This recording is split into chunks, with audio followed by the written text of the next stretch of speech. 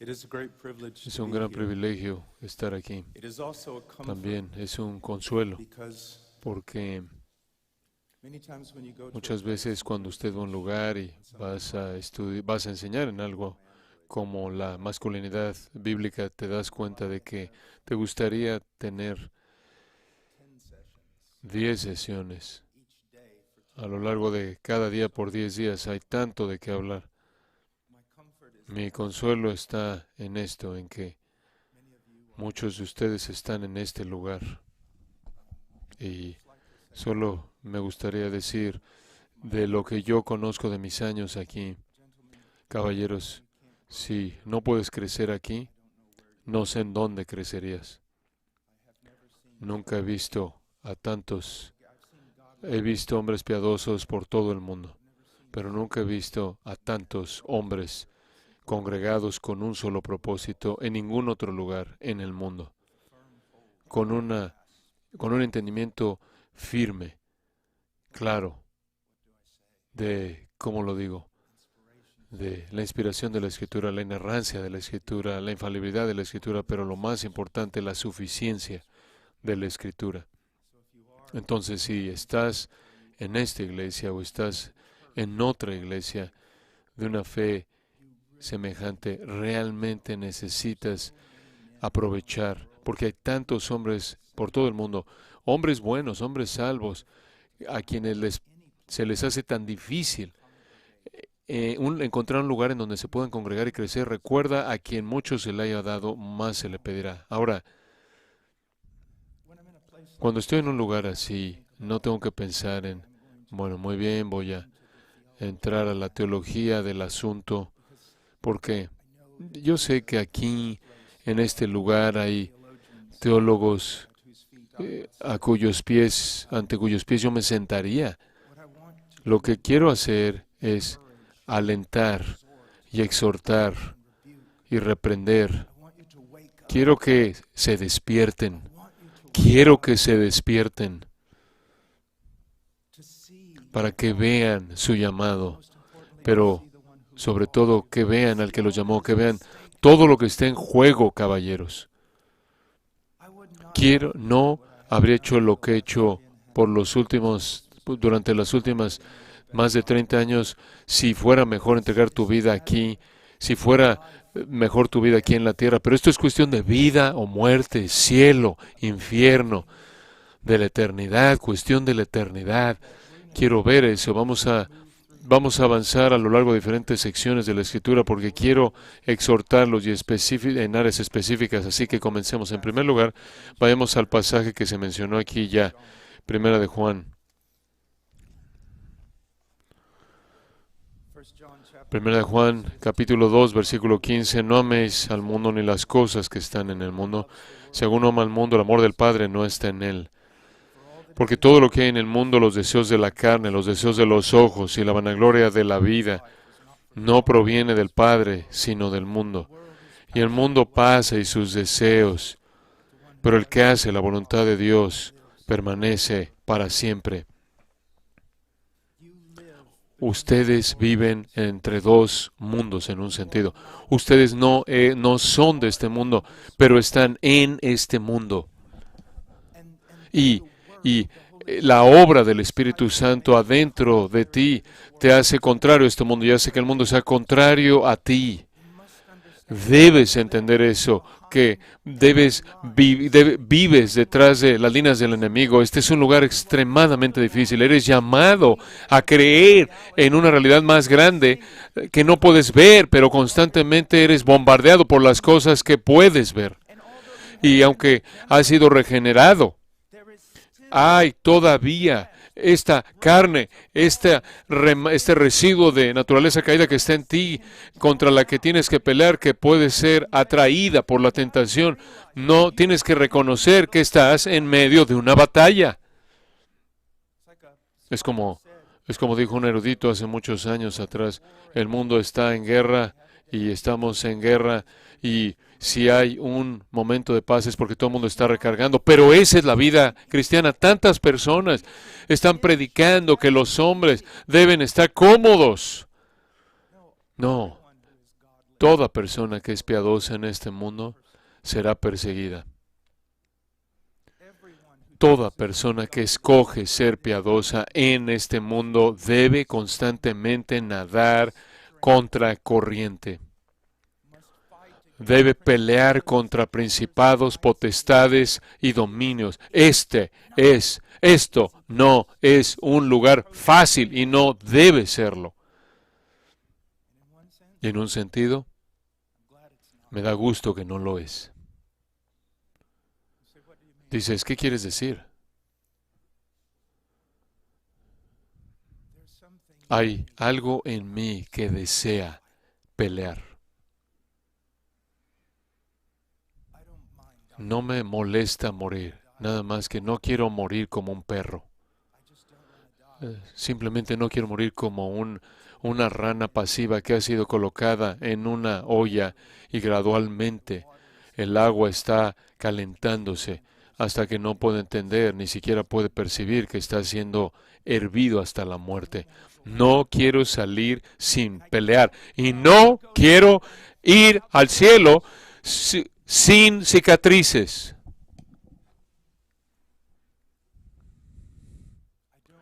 No quiero ir al cielo sin cicatrices. No quiero ganarme el cielo, no me puedo ganar el cielo. Me glorío en el hecho de que el cielo es gratuito. Me glorío en el hecho de que solo hay un héroe en la historia, nuestro Señor y Salvador Jesucristo. Me glorío en eso. Sin embargo, al mismo tiempo, debido a quién es Él y debido a que Él me ha colocado en un lugar en donde tengo una oportunidad de pelear, quiero pelear por Él. Y dices tú, oh, sí, sí, hermano Pablo, pero la gran comisión. No estoy hablando de la gran comisión. Estoy hablando de la pelea de la fe. Estoy hablando de la pelea por la santidad. Estoy hablando de pelear por morir al amor propio y entregarme de manera abnegada a mi novia, a mi esposa. Estoy hablando de irme a acostar cansado cada noche porque he estado viviendo para servir a mis hijos. Estoy hablando de hacer a un lado todos los trucos y juegos torpes y las cosas torpes, los hombres de 60 años haciéndolas a un lado. No necesito vacaciones, no necesito juguetes, solo quiero vivir para Él en lo práctico de mi vida. A eso somos llamados. ¿Piensas que el único que le va bien es al hombre que va al campo misionero? No, cuando alguien me pregunta, oye hermano Pablo, ¿cómo puedo orar por ti? Siempre digo lo mismo. Ora porque ame a mi esposa como Cristo ama a la iglesia.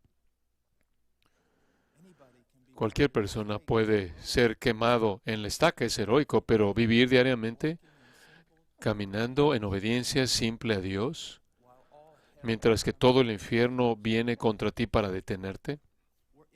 Estamos en este mundo y somos llamados no a amarlo,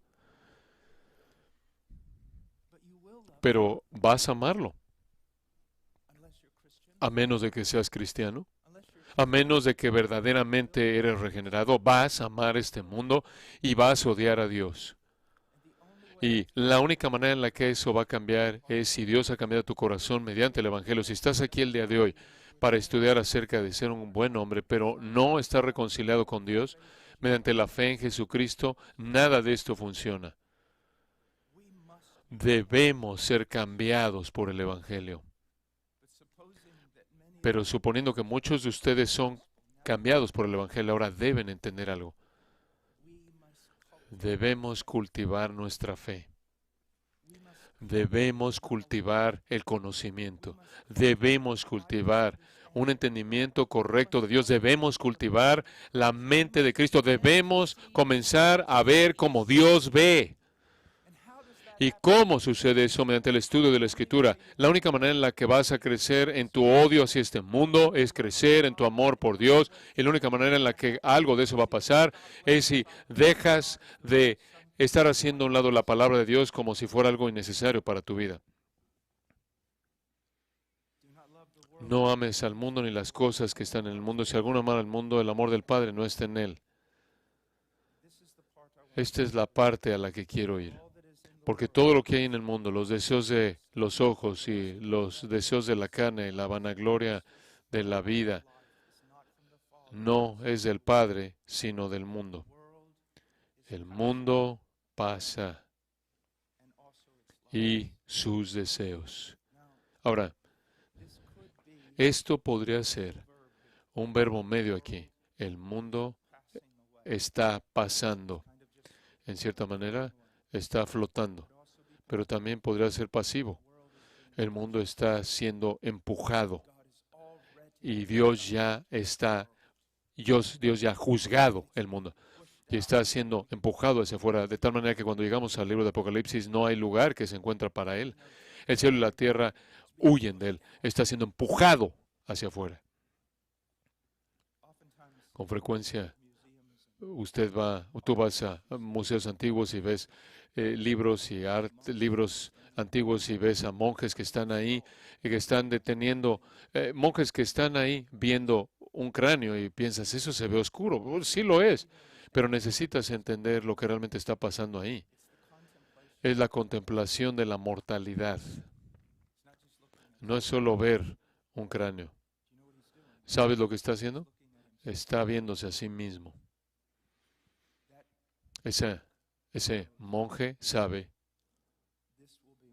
que este seré yo en el abrir y cerrar del ojo.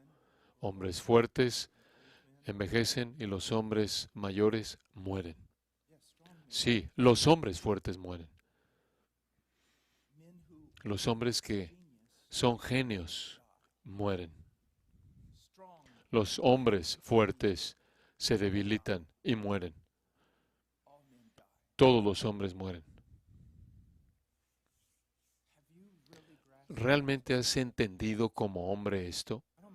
No quiero decir solo estar jugando y te has reído y contado una broma de esto. ¿Te has sentado y realmente has pensado en esto?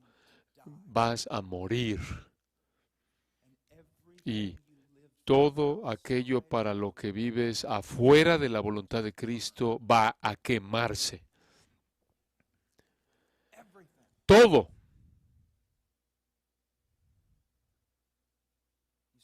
Dices, bueno, pero no soy un misionero y no soy un predicador.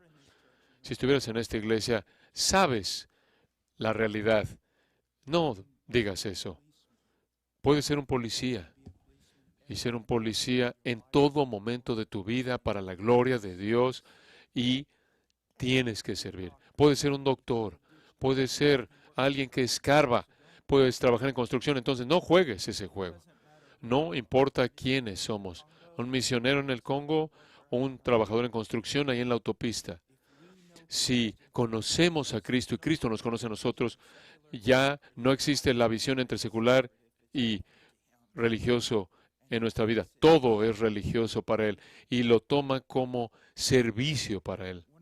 Una de las cosas que más cambian la vida que yo he experimentado, y lo experimenté antes de que me convertí, de hecho, es una de las cosas que llevó a mi conversión.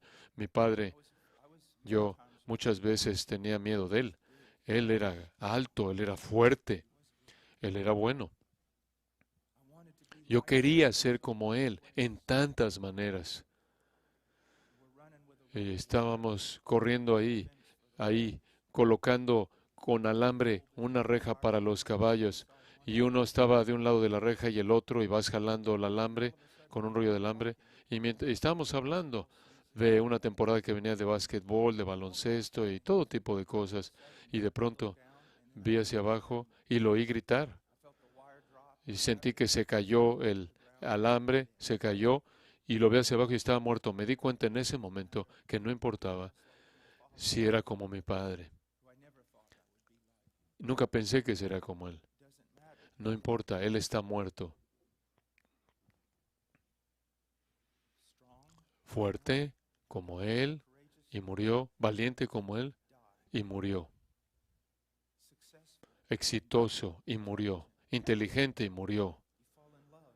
Te enamoras, la pierdes al final. Necesitas contemplar, necesitas hacerte a un lado, quitar los medios masivos de comunicación y contemplar tu propia muerte y contemplar todo aquello en lo que has invertido. ¿En dónde están tus inversiones? Cuando yo estaba en la Universidad de Texas, tuve que estudiar muchas cosas diferentes para mi licenciatura, economía, finanzas, todo tipo de cosas, ingeniería, todo. Y me acuerdo, después de que me convertí en cristiano, algunos de mis amigos estaban diciendo, ¿qué estás haciendo? Y yo dije, no estoy haciendo nada de lo que no se me enseñó en clase. Y todos sabían que era una universidad anticristiana. Y dijeron, ¿qué quieres decir? Bueno, acuérdate, no he dejado de invertir. Simplemente he cambiado, así como en la bolsa de valores. He intercambiado. No voy a invertir en este lugar ya porque seriamente creo que va a quemar si todo se va a quemar en él. Y el que se firma ahí, el que firma como aval ahí, también te va a llevar por todo lo que tienes. Solo estoy cambiando. ¿En dónde estoy invirtiendo? ¿En dónde estás invirtiendo tú? ¿En dónde? ¿Estás invirtiendo en tu propia piedad? ¿Cuánto tiempo al día estás invirtiendo en tu propia piedad? Porque la necesidad más grande de tu esposa es un marido nuevo, un mejor tú. ¿Cuánto tiempo estás invirtiendo en tu esposa? ¿Cuánto tiempo estás invirtiendo en la piedad de tus hijos y en la intercesión por ellos? ¿Cuánto estás invirtiendo en tu iglesia local? Nunca olvides esto, en la oración del Señor, cuando Él dice, santificado sea tu nombre, hágase tu voluntad como en el cielo, así en la tierra. Danos hoy nuestro pan, el pan nuestro de cada día, dánoslo hoy. Y la gente hace todo tipo de comentarios ahí. Dicen, esto es por mí, dame pan por 90 días. ¿Saben cuál es el punto real? ¿Saben lo que está pasando ahí? Tú estás orando de esta manera. Aquí ves el corazón de Cristo. Estás diciendo, Dios, mi única razón para existir, la razón para respirar, es que tu nombre sea santificado, que sea colocado en la categoría totalmente distinta de cualquier otra categoría y honrado sobre cualquier otra categoría. Quiero vivir para eso, para que tu nombre sea santificado, para que tu reino venga, para que tu voluntad sea hecha. Ahora, dame este día el pan de mi día. Señor, no quiero riquezas, no quiero lujo, no necesito nada. Solo dame lo suficiente, abrigo, ropa, alimento, para que pueda entregar mi vida a dedicarme a esas tres cosas por las que oré. Solo dame el sustento que necesito para seguir sirviéndote a ti. Eso es lo que un hombre hace. En la creación, en la comisión de la creación, a Adán se le dice que salga y traiga el reino de Dios, que traiga el dominio de Dios, que sujete todo en el mundo a la voluntad de Dios para la gloria de Dios. Yo creo en un sentido que el llamado a la gran comisión y todo mandato para la familia y todos los mandatos que se nos han dado con respecto a todo aspecto de nuestra vida es una recomisión de eso en un sentido. Debemos salir, debemos someternos. Debemos someter a nuestra familia. Debemos someter al mundo, al reino de Cristo, al reinado de Cristo. Esa es la única razón por la que necesitamos alimento. Es para hacer eso. Dices tú. Porque el mundo está pasando. El mundo está pasando. Y yo estoy muy consciente de que hay tantas personas que yo amo, que amo profundamente, que están pasando junto con el mundo.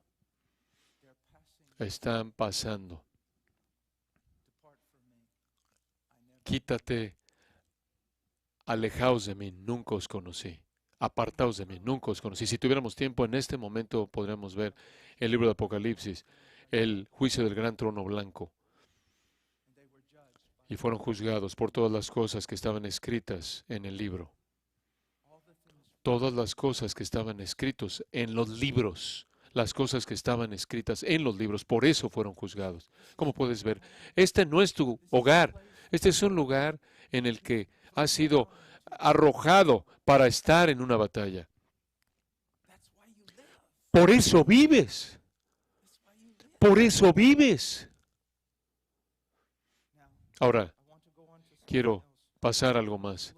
Quiero que veamos por tan solo un momento este mundo. Y lo primero que quiero hacer es ir a un lugar, a un pasaje extraño ahí en Isaías capítulo 3.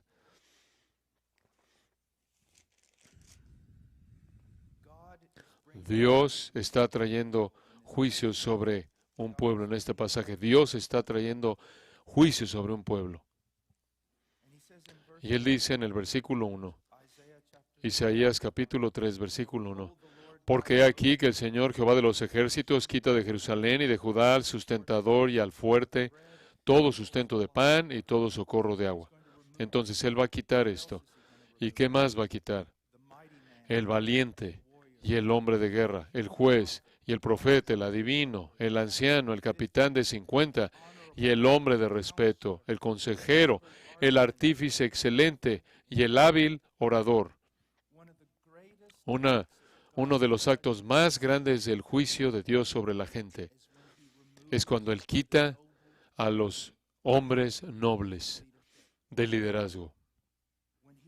Cuando Él quita a toda la población de hombres nobles y no hay nada que queda más que hombres débiles sin virtud. Ahora, ¿quién discutirá conmigo el día de hoy y diría, este pasaje no tiene aplicación a los Estados Unidos de América? Viajo por todo el mundo, veo a hombres fuertes, enojados, y muchos de ellos enojados con nosotros. Vengo a casa, veo hombres mayores torpes jugando con juguetes, veo a pequeños niños jugando con juegos de video y veo a la mayoría de la gente ya ni siquiera sabiendo a qué baño deben entrar. Nosotros estamos bajo el juicio de Dios.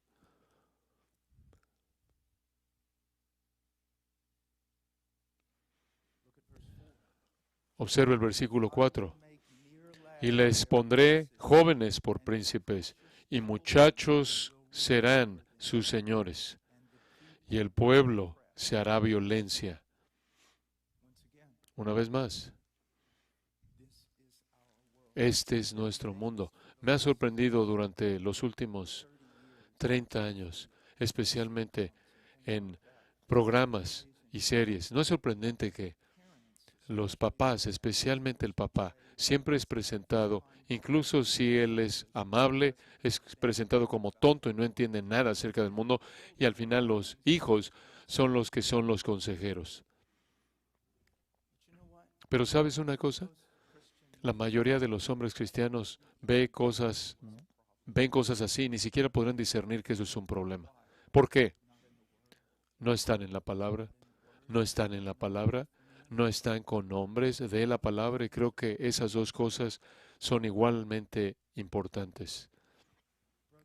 Hermanos, lo único que va a evitar que esto pase es la palabra, la palabra, la palabra. Mi esposa en una ocasión estaba enseñando a un grupo de mujeres en Rumania y finalmente después de 2 días alguien se le acercó y le dijeron, señora, realmente te amamos, estás enseñando, nos ayudas, pero en toda pregunta que hemos tenido, básicamente has dicho solo lo mismo. Necesitas estar en la palabra. ¿Por qué haces eso, señora Washer? Y ella dijo, bueno, porque necesitas estar en la palabra.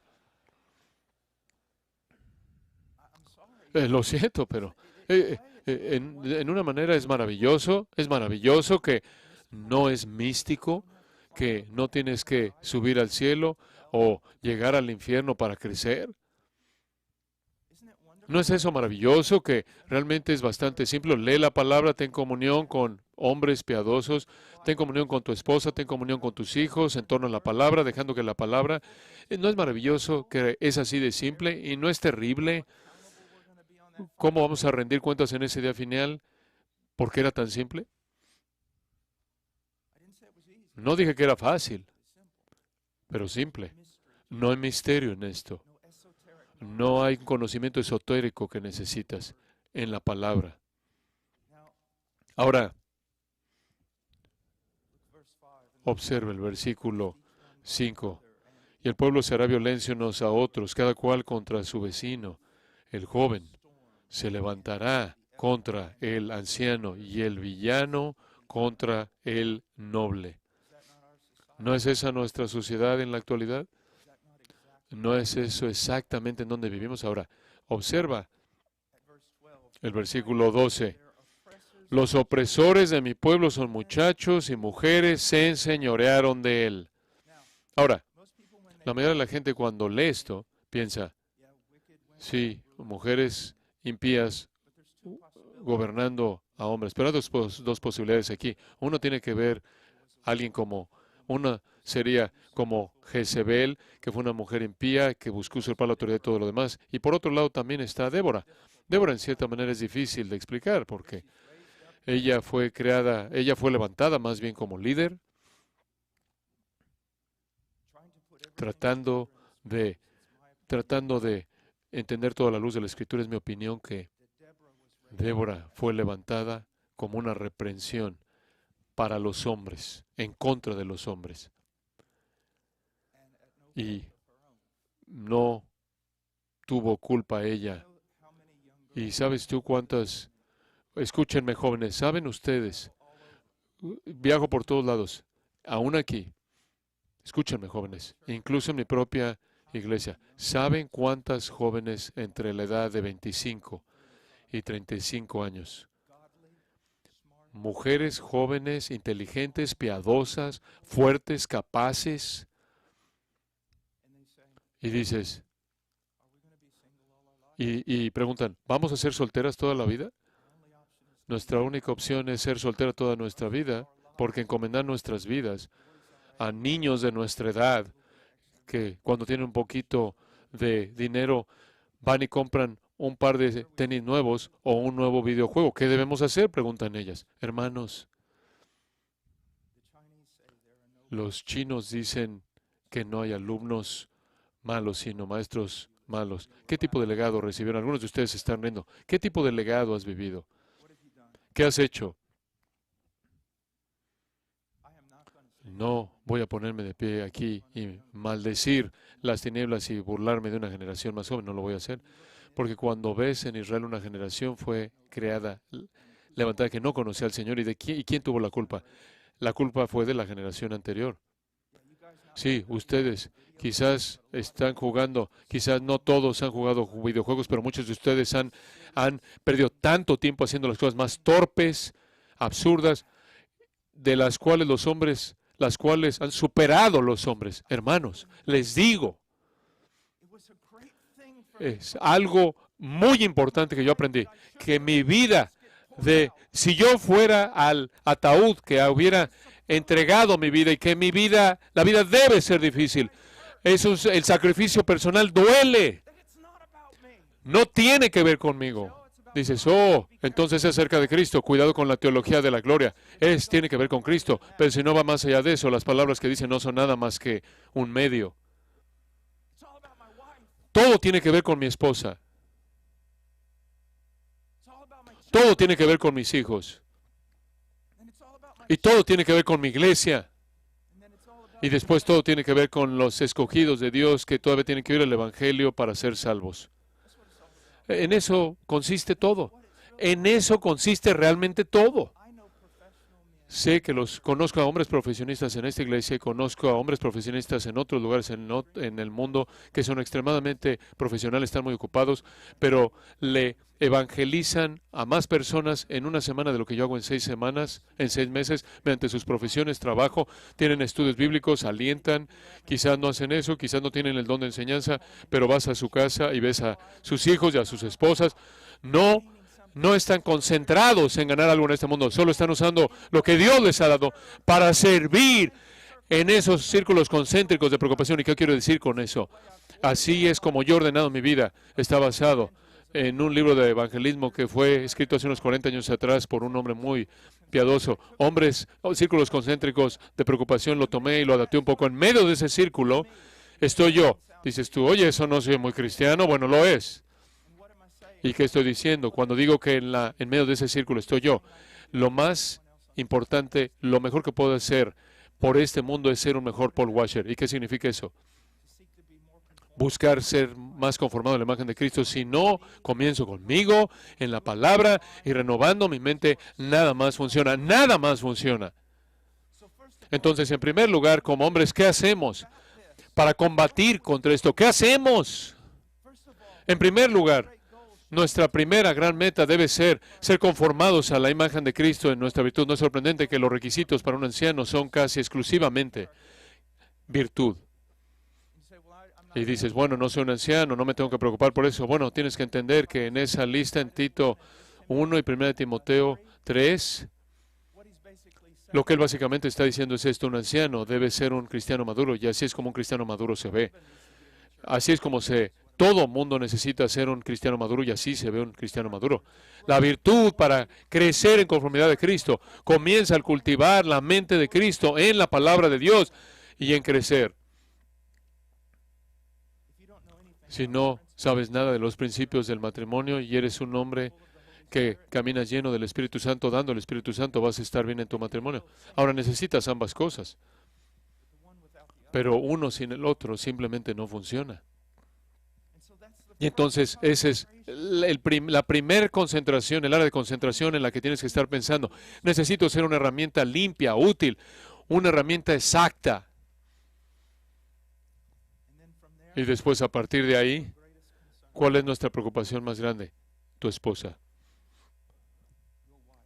Tu esposa. Ella, su piedad, su santificación, la prosperidad de ella como persona, que ella florezca, tu esposa. ¿Qué hay acerca de mí? Bueno, muy bien, tú mueres, ese es tu trabajo. Tú dices, bueno, no me gusta eso. Entonces no estés ahí golpeándote el pecho como un gorila y diciendo, soy un hombre. Porque un hombre es alguien que muere a sí mismo por su esposa, porque Jesús no fue un hombre, Él fue el hombre. Y lo seguimos a Él.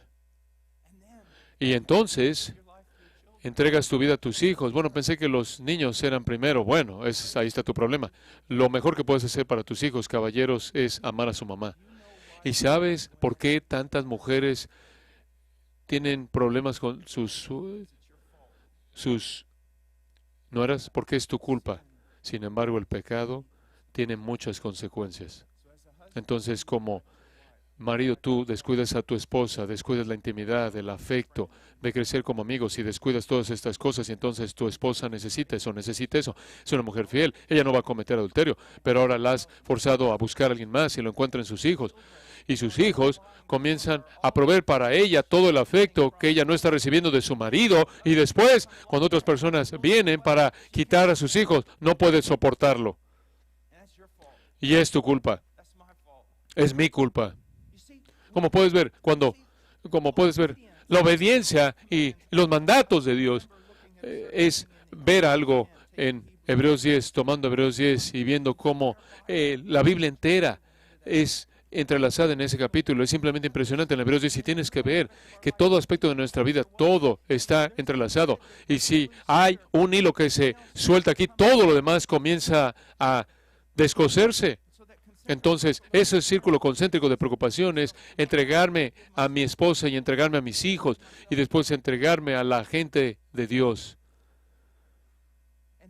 al pueblo de Dios, y después entregarme al mundo, en el sentido de compartir con ellos el Evangelio de Jesucristo. Entonces, vean lo que tenemos aquí, hermanos, vean lo que tenemos. Este es el mundo en el que vivimos. Ahora, quiero ir a otro. Acompáñame por un momento a Jeremías, capítulo 12, versículo 5.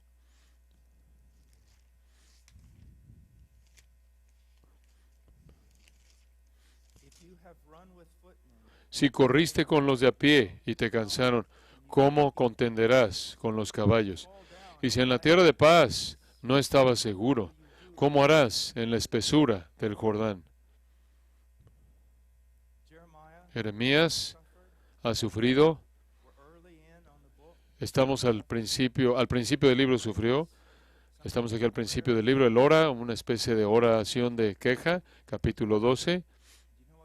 ¿Y saben lo que Dios les dice? Jeremías, si piensas que esto está mal, pues abróchate el cinturón, abróchate el cinturón. En el último año hemos visto que hay mucha oscuridad en las reglas que se están emitiendo. Y simplemente en un año hemos visto un cambio en nuestra sociedad y hemos visto un cambio en la sociedad y en la actitud del gobierno hacia la iglesia. Y todo el mundo está diciendo, persecución, persecución, abróchense el cinturón, abróchense el cinturón. Esto no es nada. Pero caballeros, este es un texto que yo creo en el que pienso con respecto a mí mismo. No necesito verlos a ustedes, me puedo ver en el espejo. Veo las dificultades que he tenido a lo largo de la vida. Y sabes, algunas veces piensas que tus dificultades son tan grandes hasta que conoces a otra persona. Y constantemente me estoy preguntando, Paul, si has corrido con los de a pie y te cansaron, ¿cómo contenderás con los caballos? Paul, si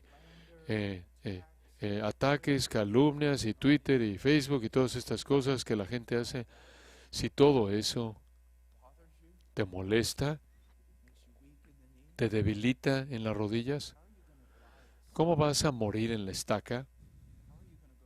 ¿Cómo vas a ir a la cárcel? ¿Cómo va a ser cuando? ¿Quién sabe? Otra manera en la que podemos ver esto es, conozco a personas con las que trabajo en contextos de tribus, trabajé 13 años con los chinos, algunos de mis amigos más cercanos en China, y veo las cosas que enfrentan en Myanmar, nuestros hermanos ahí, diferentes lugares por todo el mundo, y yo veo cuán poco apoyo tienen. Y nunca estudiaron en un maravilloso seminario, sin embargo, verlos estar firmes en contra de todo, jugándose la vida. Y yo me veo a mí mismo y digo, ¿en serio? Alguien dice, bueno, es difícil estudiar la Biblia, ¿en serio? Bueno, sabes, es difícil ser disciplinado para ir, por ejemplo, a una especie con un pacto, hacer un pacto con unos hombres y crecer juntos. Sí, es difícil, ¿en serio? Permíteme darte un poco de Kleenex para que te limpies los ojos. ¿En serio? Entonces, si no podemos correr con los de a pie, ¿cómo vamos a contender con los caballos si en la tierra de paz caemos? Ahora, sé que el asunto del COVID ha tenido efectos devastadores en las familias y hombres y demás, pero honestamente, simplemente tener que pasar más tiempo en casa te ha convertido en un alcohólico. Tener que pasar un poco más de tiempo en casa te ha hecho estar enojado con tu esposa. ¿Qué vas a hacer cuando tengas que pasar un poco de tiempo en una celda en la cárcel? ¿En serio?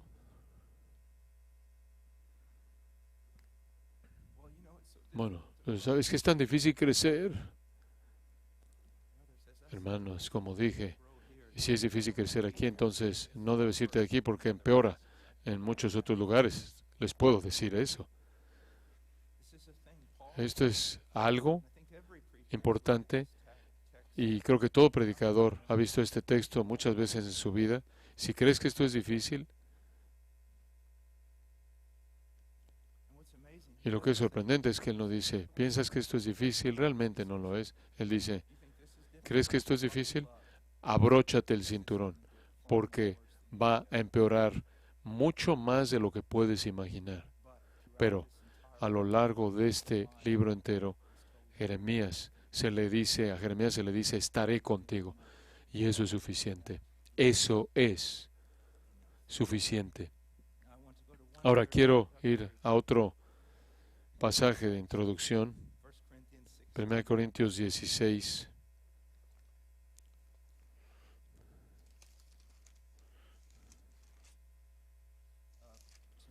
Algunas personas se han molestado conmigo porque dije que los hombres no deben tocar su lado femenino. Creo que eso molestó a algunas personas.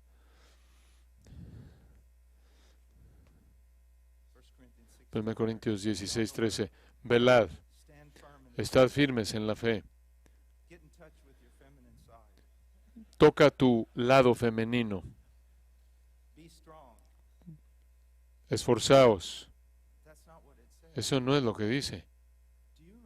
¿Te das cuenta de que para muchos evangélicos profesantes hoy día probablemente nunca van a volver a predicar este texto porque va a ser ofensivo para su audiencia?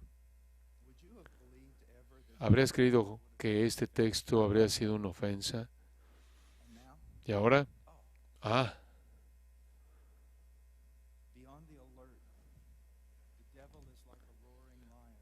Estad, sed sobrios y velad, porque el diablo anda buscando alrededor a quien devorar. Si tú estuvieras en Palm Springs solo, por el resto de tu vida todavía estarías luchando. Debes estar alerta adentro y afuera. Y una gran regla con respecto a eso es: no confíes en ti mismo. Debes estar alerta. ¿Cómo puedes estar alerta? Sabes, algunas veces creo que alguien que va a cazar venados y lo veo ahí está. Y están ahí, y están así. Y se te olvida que hay un pequeño niño que estabas como un niño se te preparó. Busca algo que sobresale. No buscas un venado. Busca algo que sobresale en ese follaje, que no pertenece a ese lugar. Entonces estoy viendo una pequeña punta de blanco en una oreja y sé que está ahí. Y la persona dice: no hay nada ahí. No, sí está ahí. ¿Y por qué es eso? Bueno, porque de niño, ¿se acuerdan de Timoteo? Así aprendió desde la niñez. Ha sabido las Escrituras. Hebreos, que crecemos en nuestro discernimiento mediante entrenamiento. El libro de Proverbios, 2 Timoteo 3, 16 y 17. ¿Ves? ¿Cómo puedes estar alerta? Solo puedes estar alerta en las siguientes maneras. Número 1, usa la palabra de Dios. Tienes que entrenar tu ojo. Entrena tu ojo para que reconozca. Ahí está. Me acuerdo cuando mi niño leyó por primera vez su libro de lógica, creo que era El detective de la falacia, y cuando fuimos a oír un predicador y estábamos diciendo: hombre, oímos un predicador y un crítico, y él dijo: papá, él cometió 2 falacias lógicas en su sermón. Y dije: bueno, no debes ya estudiar más lógica. Pero como puedes ver, habían falacias ahí, pero habían falacias. Pero mi punto es este: él no habría sabido eso, a menos de que hubiera leído ese pequeño libro, El detective de falacias, pero mediante el conocimiento, entonces él pudo discernir: no, esa fue una desviación. Él estaba alerta para eso. Digo, se abrieron sus oídos. Y todo niño pequeño era un legalista, entonces quería señalar rápidamente que todo el mundo estaba mal. ¿Te das cuenta? La palabra de Dios entrena tu ojo. No seas como el hombre que tiene que ver el pecado de frente, capturándolo y comiéndoselo vivo antes de que reconozca que es pecado abierto. Tienes que discernir. Lee la palabra de Dios para que cuando eso aparezca, esa punta oreja, mátalo. Mátalo ahora. Otra manera en la que estás alerta o velando es en oración. Pablo habla de estar alerta, es en oración. Colosenses 4 habla de la idea de estar alerta en oración, velada en oración. Oramos, le pedimos a Dios por ayuda, oramos a Dios por ayuda y más, pero otra manera de estar alerta o velar con frecuencia es pasada por alto. No puedes quedarte despierto 24 horas al día. Alguien más necesita velar. Una de las bondades más grandes que el Señor jamás me ha mostrado, y me lo ha mostrado a lo largo de gran parte de mi vida, es rodearme de hombres piadosos. Voy a escoger rodearme de hombres que me hacen querer ser más noble, que me hacen querer ser más como Cristo, que algunas veces me alejo de ellos y me avergüenzo por mi falta de madurez y mi falta de espiritualidad, pero no es una vergüenza que lleva a condenación, es una vergüenza que lleva a la motivación. Entonces, debemos estar alerta, alerta, velando, velando. ¿Y cómo velamos? ¿Cómo estamos alerta? Mediante la palabra de Dios, mediante la oración y mediante otros. Hermanos, he dicho esto creo que en otra ocasión desde que he estado aquí esta semana pasada, y es esto.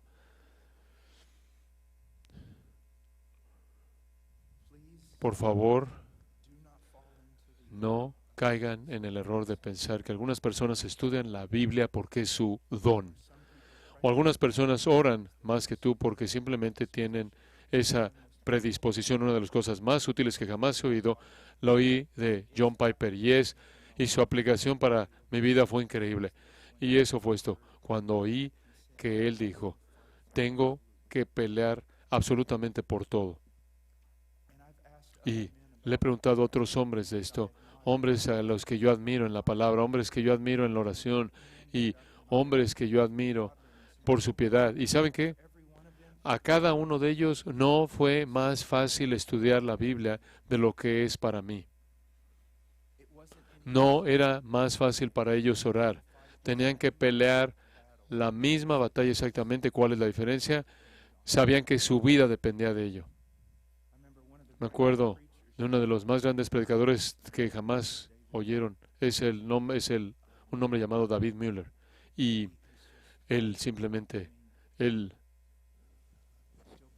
todavía predica. Es uno de los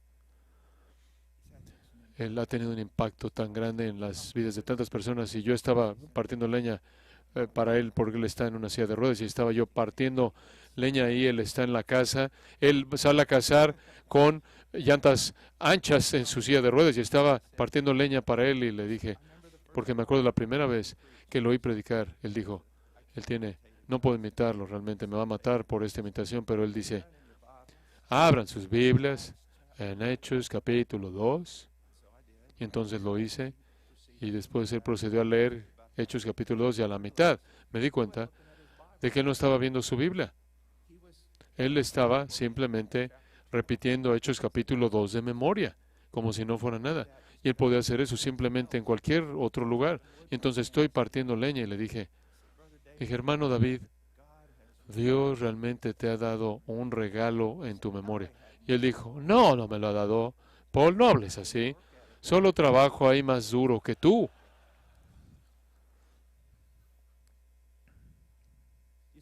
Como puedes ver, tú piensas que yo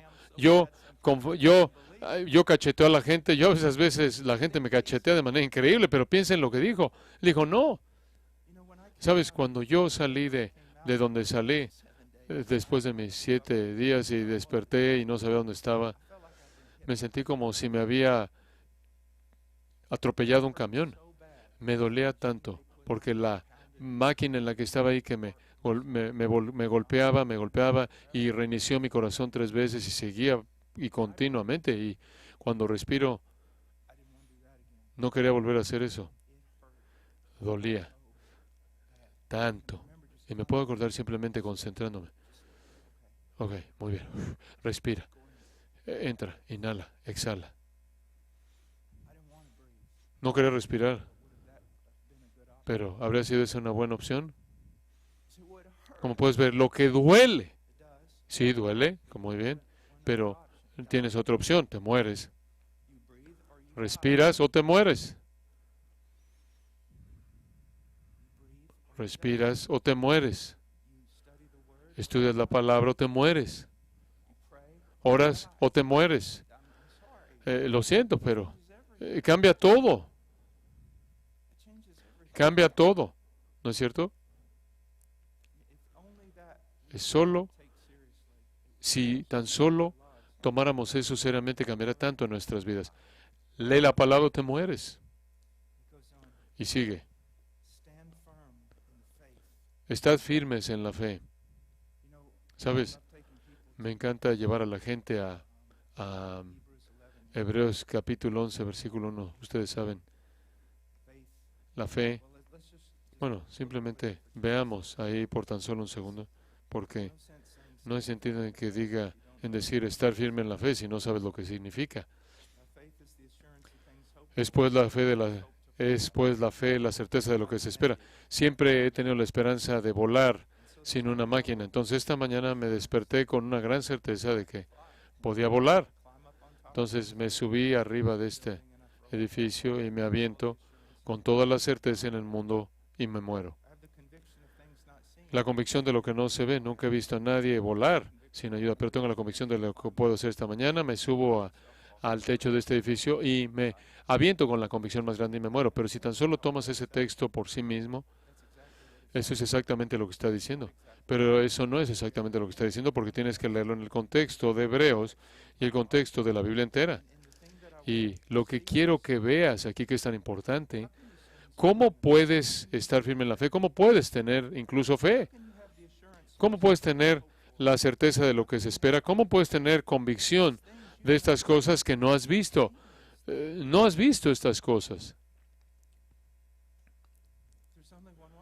Solo hay una manera. Y eso es, tienes certeza de lo que se espera porque Dios las prometió en su palabra. Tienes la convicción de algo que nunca has visto porque Dios lo prometió en su palabra. Y ustedes como hombres no pueden estar firmes en la fe fuera de la palabra de Dios. No pueden. Es imposible porque la fe no es un salto a la oscuridad. Es un salto sobre una roca. Es confiar en lo que Dios dijo. ¿Y cómo puedes confiar en lo que Dios ha dicho? ¿Cómo puedes hacerlo, caballero? ¿Cómo puedes confiar en lo que Dios ha dicho? Solo si estudias lo que Él ha dicho, solo si has estado en una iglesia que proclama lo que Él ha dicho, es lo único que puedes hacer. Y escuche esto. Me encanta. Este es uno de mis textos más hermosos, mis favoritos. Viene de uno de los textos del siervo de Isaías. ¿Quién entre vosotros teme al Señor y teme la voz de su siervo? Que anda en tinieblas y no tiene luz. Sabes, en 1 Juan dice que si andas en tinieblas, como un estilo continuo de vida, no eres un cristiano.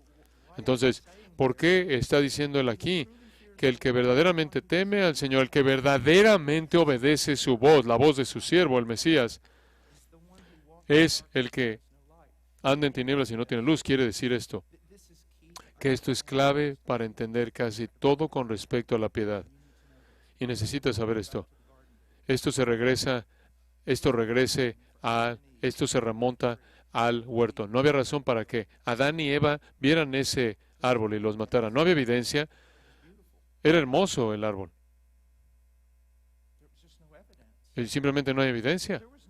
No había evidencia de que Abraham, cuando vio su cuerpo, no había evidencia de que él iba a tener un hijo. Vio a su esposa y no había evidencia de que ella iba a dar a luz un hijo. Él vio a su alrededor y no había evidencia en absoluto con respecto a eso. Y como puedes ver, ese es el punto de Génesis capítulo 13. La gente con frecuencia no lo entiende. Dicen que ese pecado trajo al mundo entero en la caída porque fue en contra de Dios y Dios es infinitamente digno y todo eso es verdad. Pero fue un pecado enorme porque todo se redujo a ¿quién es Dios? ¿Quién es Dios? La naturaleza de Dios. Ves ese árbol, no hay razón para creer. No hay razón para creer que ese árbol te va a matar fuera de la palabra de Dios. Y si crees esa palabra, estás afirmando que Dios es quien dice que es. Si no crees esa palabra, literalmente estás diciendo Dios es un mentiroso acerca de lo peor en lo que Él puede mentir y es acerca de sí mismo. Es un ataque directo contra la persona de Dios y entonces aquellos que caminan en oscuridad aquí son aquellos que tienen su fe firmemente establecida en la palabra de Dios. No necesitan otro estímulo, no necesitan otro estímulo carnal para la adoración. No necesitan que en algún tipo de conferencia los motive para ser buenos maridos, para ser obedientes. No necesitan ni siquiera ver bendición temporal por su obediencia. ¿Por qué? Bueno, es muy claro. Ve lo que dice.